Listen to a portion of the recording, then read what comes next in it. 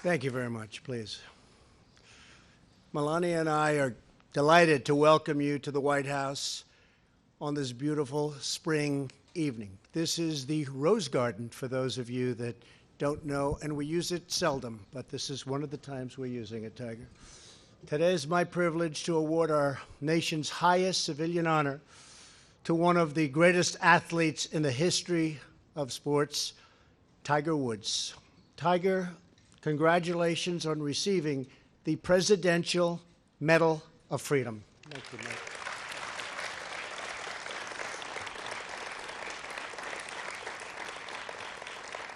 We're thankful to be joined on this occasion by our great Vice President. Mike, thank you very much.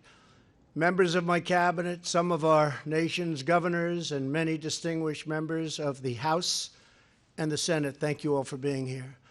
We're also pleased to have with us is Tiger's mother, Kaltita, his daughter Sam, and his son Charlie, his girlfriend Erica, and his caddy, Joe LaCava. Where's Joe LaCava? Stand up, Joe. It's a good job. Good job. Wow. Good job, Joe. For over 5 decades, the Presidential Medal of Freedom has been given to individuals who have made outstanding contributions to American life, history, and culture. This evening, we are in the presence of a true legend, an extraordinary athlete who has transformed golf and achieved new levels of dominance. He's also a great person. He's a great guy. Tiger introduced countless new people to the sport of golf from every background and from every walk of life. He inspired millions of young Americans with his thrilling wire-to-wire victories. Tiger Woods is a global symbol of American excellence, devotion, and drive. At just 6 months old, Tiger watched from his high chair as his dad, very special guy also, Earl, I got to know him, a veteran of the Vietnam War and Army Special Forces, and he was tough, Tiger, wasn't he? Huh? But good. Not as tough as her. I think she might be tougher. She might be tougher. Practiced in the garage of his family home. At 18 months, Tiger was on the driving range, and he was looking good. People were saying, wow. Starting at age 15, he won 3 successive U.S. junior amateur titles, and at 18, he became the youngest ever winner of the U.S. amateur tournament. At 20, he capped off his amateur career with an unrivaled 3rd consecutive title. So that would be 6 in a row, and I say that's a record that can never be broken. That's an incredible stroke play, match play, everything. That will never be broken. And in 1996, he burst onto the professional stage as Rookie of the Year. But it was in 1997 at Augusta National, Bobby Jones's temple to the sport of golf, that the game would forever change. For 4 straight days at the Masters tournament, Tiger stunned the world with his power, grace, and strategic brilliance. He shaped perfect 350-yard drives down Augusta's rolling fairways, went flag hunting at tucked-away pins with the heart-stopping precision like nobody's ever seen before, and he buried one clutch putt after another. On that Sunday, we saw Tiger crush the field by a record margin of 12 strokes, unheard of, with the lowest score in Masters history, 270. At 21 years old, he became the youngest Masters champion of all time and the first person of African American or Asian heritage to win the Story Tournament or any of golf's 4 majors.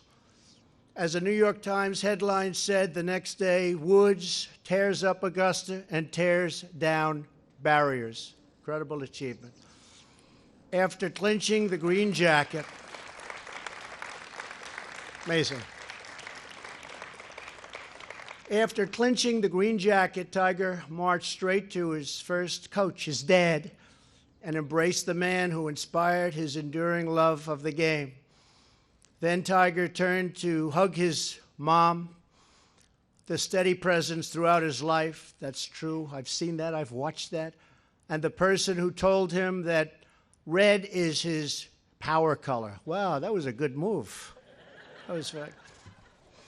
In the years that followed, Tiger launched one of the single most dominant runs in the history of sports.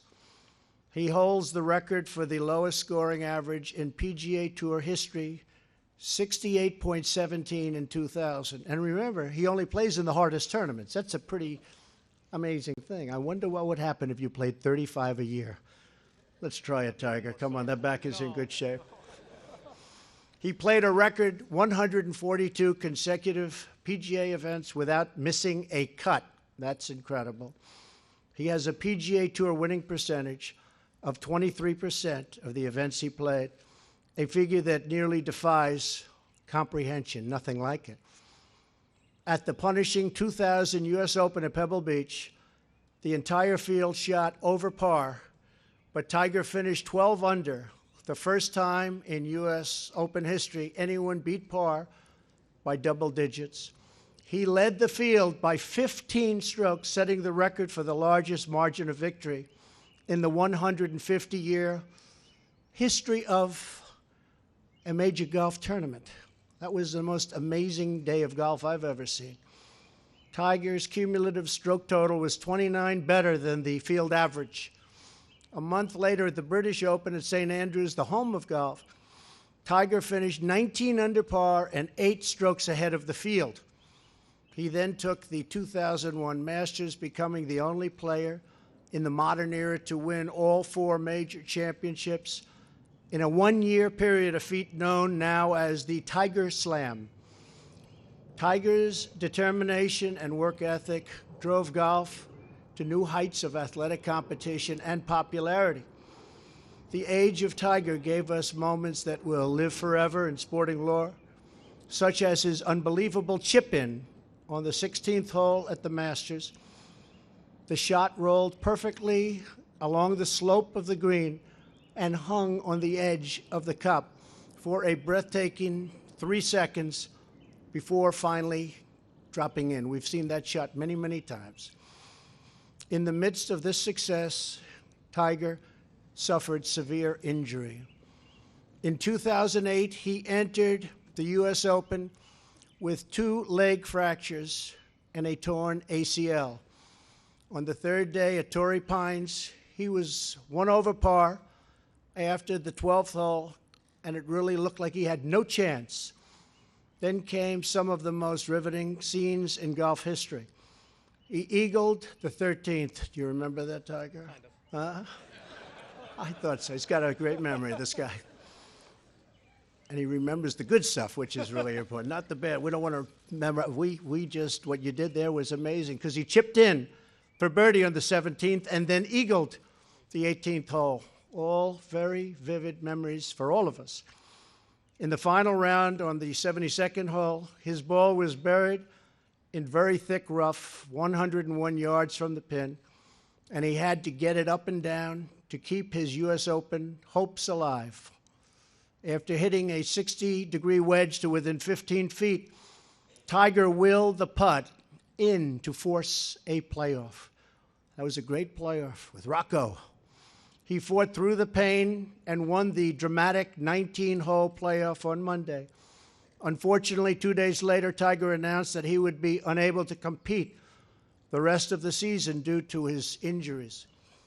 In the years that followed, Tiger endured knee surgery and 4 excruciating back surgeries. I know that you remember too. That's not good, but it ended up good, including a spinal fusion in 2017. He fell from number 1 in the world rankings to 1,199th. I don't believe that. Even if he had 1 leg, I don't believe that. That's got to be the best bet anybody ever made. Tiger's injuries were so profound that for 2 years he could barely swing a club.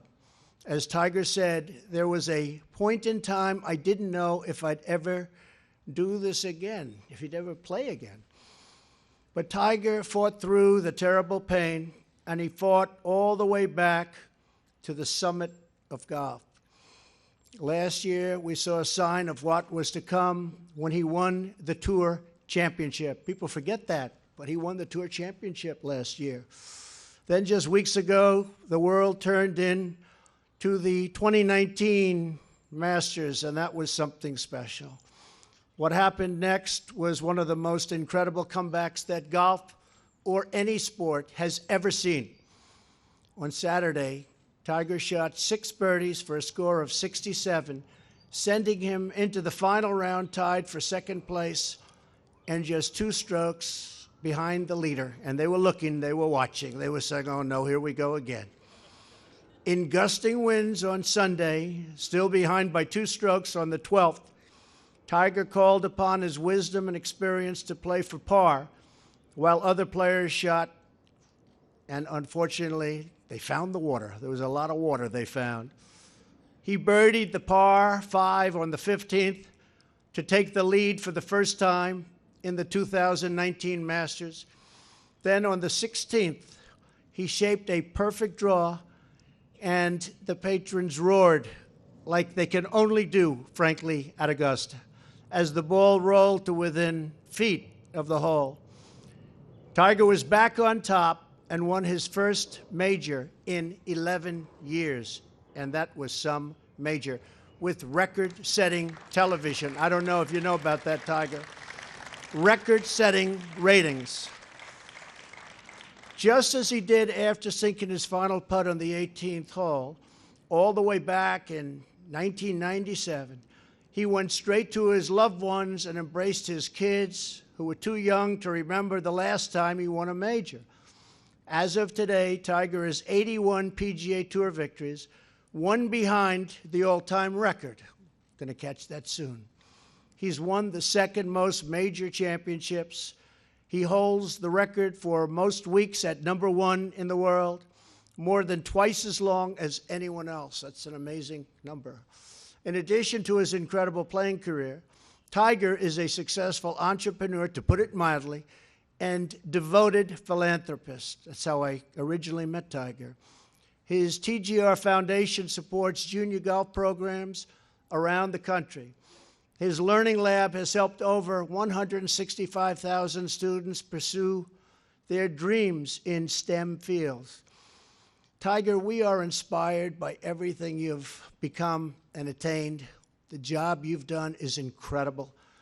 Your spectacular achievements on the golf course, your triumph over physical adversity, and your relentless will to win, win, win. These qualities embody the American spirit of pushing boundaries, defying limits, and always striving for greatness. That's what he does. Congratulations again on your amazing comeback and your amazing life, and for giving sports fans everywhere a lifetime of memories. We can't wait to see what's next, Tiger. It's going to be good. We know that. It's going to be good because there are no winners like you. And now I'd like to ask the military aide to come forward and read the citation for Eldrick Tiger Woods Presidential Medal of Freedom. Thank you.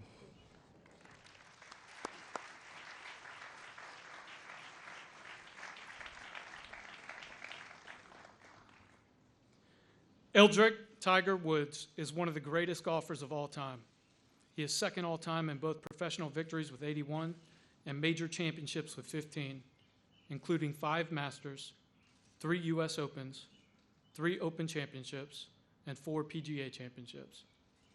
With a record-setting performance in 1997, he became the youngest person and first African American to win the Masters. And in 2019, he became the tournament's second oldest champion. Off the course, Tiger established the TGR Foundation, which has empowered students to classroom and career success for more than 20 years. The United States is now proud to honor Tiger Woods, whose tenacity, willpower, and unyielding drive inspire us all.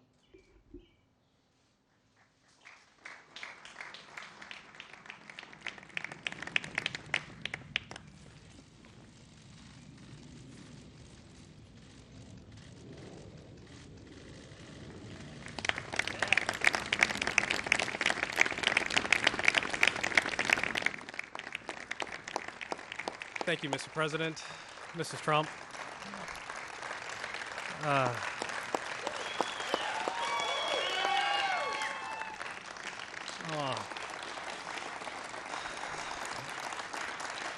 thank you, guys. Thank you.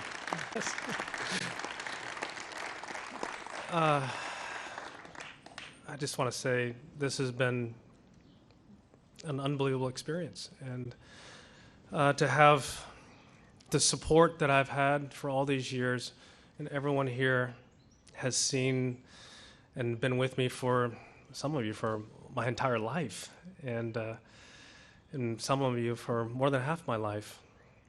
You've seen the good and the bad, the highs and the lows, and I would not be in this position without all of your help.